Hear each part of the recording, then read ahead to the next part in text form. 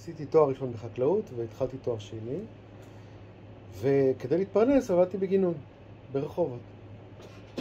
וכדי להיות גנן יותר טוב, הלכתי ולקחתי כמה קורסים בתכנון גנים בפקולטה לחקלאות, שהם באמת בסיסיים וראשוניים,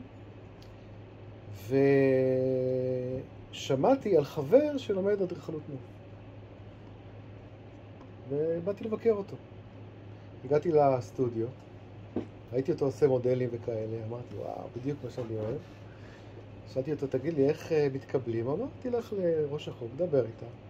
הלכתי לרות טניס, שהיא הייתה אז ראש החוג, פרופסור רות טניס. אתם מכירים אותה? לא. זה עצוב, כי היא הסדה את הפקולטה, את המסלול. היא ושאול אמיר, סיפור בפני עצמו. בקיצור, עליתי למעלה, אמרתי לה שלום, והיא שאלה אותי, כן, מה אני יכול לעזור לך? אמרתי, אני רציתי לברר אם אפשר, איך מתקבלים. היא אמרה, מה הרקע שלך? אמרתי, אני בוגר הפקולטה לחקלאות, אז אני התקבלתי. וזהו, ו3 חודשים אחרי זה, או חודשיים אחרי זה, התחלתי ללמוד. וזהו, ככה הגעתי, במקרה לגמרי. אגב, אני למדתי קודם אומנות בעין הוד. 1.5 שנה שם, היה בית ספר. אחר כך למדתי חקלאות, ואחר כך חיברתי שניהם לאדריכלות נוף.